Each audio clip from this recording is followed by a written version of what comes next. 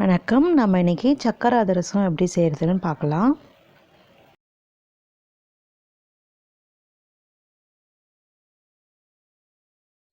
ஒரு கிலோ பச்சரிசி நல்லா கழுவிட்டு ஒரு 5-6 தடவை கழுவிட்டு நல்லா ஒரு 3 மணி நேரம் ஊற வச்சு ஒரு அரை மணி நேரம் காய வச்சு மிஷினில் அரைச்சிக்கோங்க. 1/4 கிலோ சக்கரை எடுத்துக்கலாம். 2 ஸ்பூன் நெய், 1 ஸ்பூன் சுக்குத்தூள், பொரிக்க தேவையான அளவு எண்ணெய். முதல்ல 3/4 கிலோ சர்க்கரையை ஒரு பாத்திரத்தில் போட்டு 1 டம்ளர் அளவுக்கு தண்ணி வச்சு இந்த சர்க்கரை நல்லா கரையிற அளவுக்கு நம்ம இப்போ கொதிக்க வைக்க போகிறோம். கொஞ்சம் மீடியம் ஃப்ளேமில் வச்சு தான் நம்ம இது கொதிக்க வைக்கணும். நம்ம ஹையில் வச்சோம்னா இதில் பாகு சீக்கிரம் வந்துடும், அப்புறம் சர்க்கரை ஃபுல்லாக கரையாது. அதனால் சர்க்கரை கரையிறவளுக்கு கொஞ்சம் பொறுமையாக மிதமான தீயில் வச்சு நல்லா கிண்டி சர்க்கரையை நல்லா கரைய வச்சிடணும். 1 கிலோ அரிசிக்கு 3/4 கிலோ சர்க்கரை. நம்ம எப்படி வெல்லத்துக்கு 1 கிலோ அரிசிக்கு 3/4 கிலோ வெல்லம் எடுத்தோமோ அதே அளவு தான் சர்க்கரைக்கும்.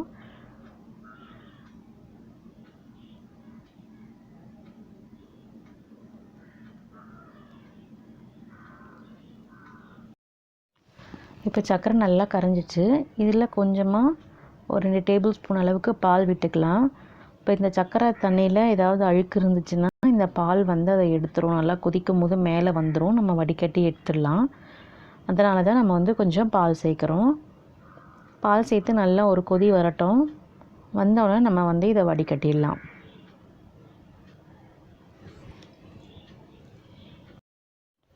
இப்போ இது நல்லா கொதிக்குது. இப்போ நம்ம இதை வடிகட்டிக்கலாம். கொதிச்சு தான் பாருங்கள், மேலே எல்லா அழுக்கெல்லாம் சேர்ந்து வரும். அதனால் நம்ம இப்போ இதை வடிகட்டிட்டோம்னா கசரெல்லாம் போயிட்டு நமக்கு சக்கரை தண்ணி சூப்பராக கிடைக்கும். அதை நம்ம எந்த பாத்திரத்தில் அதிரசத்துக்கு நம்ம மாவு கிளற போகிறோமோ அந்த பாத்திரத்தில் கொட்டி நம்ம பாகு வச்சிடலாம்.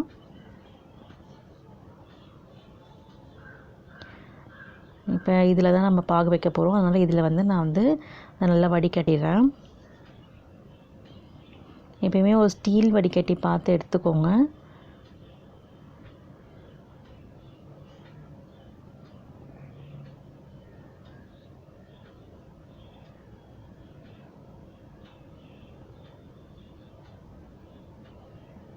இப்போ இது வடிகட்டியாச்சு.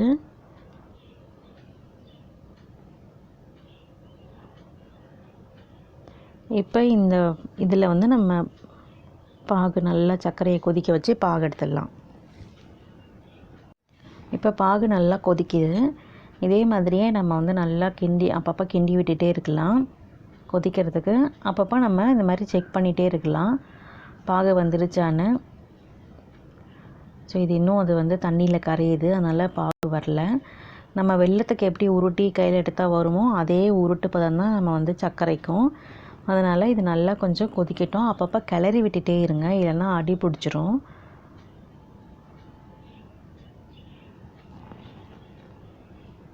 அதிரசம் ரொம்ப ஈஸி செய்கிறது.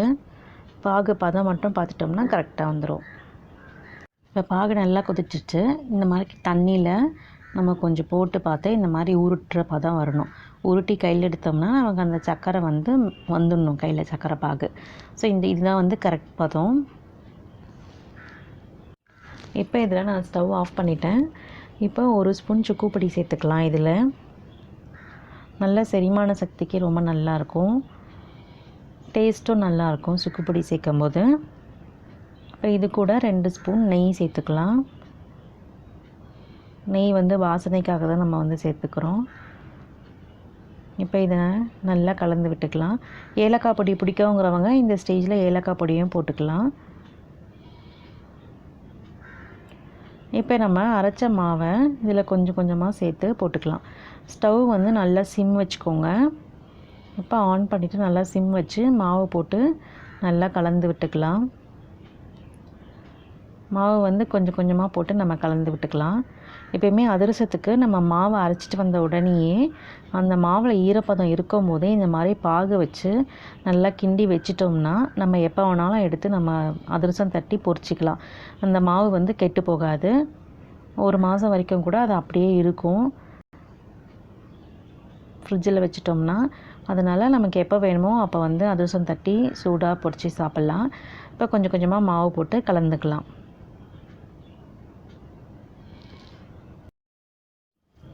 இப்போ எல்லா மாவும் போட்டு நல்லா கலந்து விட்டாச்சு. பார்த்திங்கன்னா மாவு வந்து கொஞ்சம் இலக்கமாக இருக்குது. அதனால் கொஞ்சம் இருக்கிற வரைக்கும் நம்ம வெயிட் பண்ணணும்.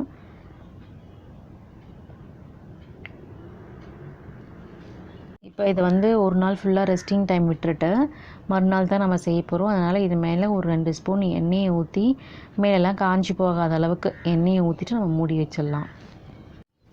இப்போ ஒரு நாள் ஃபுல்லாகிடுச்சு. இப்போ மாவு வந்து நல்லா இறுகி இருக்குது. இப்போ நம்ம அதிரசம் தட்டி நம்ம பொரித்து எடுத்துடலாம். இதுக்கு கொஞ்சம் மாவு எடுத்து முதல்ல நல்லா பிசைஞ்சிக்கணும்.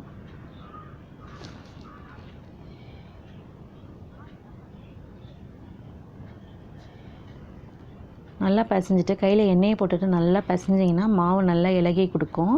அப்புறம் கொஞ்சம் உருண்டை எடுத்து நம்ம மீடியம் சைஸ் உருண்டை எடுத்து நம்ம வந்து அதிரசம் தட்டிடலாம். அதிரசம் வந்து ரொம்ப மெல்லிசாக தட்டக்கூடாது. ஏன்னா ஏற்கனவே மாவு வந்து இலகி கொடுக்கறதுனால நம்ம எண்ணெய் காஞ்சி பொரிக்கிறதுக்குள்ளே இந்த அதிரசத்தை எடுத்து நம்ம வந்து எண்ணெயில் போட முடியாது. அதனால் கொஞ்சம் மீடியமாக தட்டிக்கணும். ரொம்ப திக்காக தட்டினீங்கன்னா அதிரசம் வேகாது. அதனால் கொஞ்சம் மீடியமாக தட்டிக்கலாம். ஸோ அதை ஒரு 2-3 தட்டி ரெடியாக வச்சுட்டு அதுக்கப்புறம் நம்ம எண்ணெய் காய வச்சு எண்ணெயில் போட்டு பொரித்து எடுத்துடலாம். அதிரசம் செய்கிறது ரொம்ப ஈஸி. மாவு மட்டும் நல்லா ஊற வச்சு ரெடி பண்ணிட்டோம்னா, பாகு ரெடி பண்ணிட்டோம்னா நம்ம அதிரசம் தட்டி பொரிச்சிடலாம்.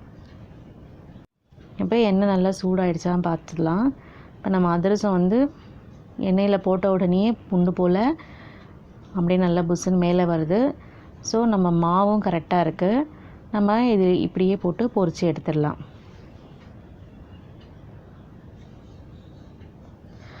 எப்பயுமே அதிரசம் ஒன்று போட்டு மேலே வந்த உடனே தான் அடுத்த அதிரசம் போடணும். இல்லைன்னா அதிரசம் ஒன்றோட ஒன்று ஒட்டிக்கும். நம்மளால் திருப்பி போட முடியாது, சீக்கிரமாக உடஞ்சிரும். முதல்ல ஒன்று போட்டு அப்புறம் மேலே வந்த உடனே இன்னொன்று போட்டு நம்ம வந்து பொரித்து எடுத்துடணும். இப்போ இது ரெண்டும் ரெடி ஆகிடுச்சு. நம்ம இது ரெண்டுத்தையும் எடுத்துடலாம். ரொம்ப இதில் வந்து எண்ணெய் பிழியக்கூடாது. சக்கரை அதிரசத்தில் ரொம்ப கடுக்குன்னு ஆகிடும். அதனால் கொஞ்சமாக எண்ணெய் பிழிஞ்சு எடுத்துக்கோங்க. இப்போ சூப்பராக சக்கரை அதிரசம் ரெடி ஆகிடுச்சு. நீங்களும் இதே மாதிரி செஞ்சு பார்த்துட்டு எனக்கு எப்படி இருக்குன்னு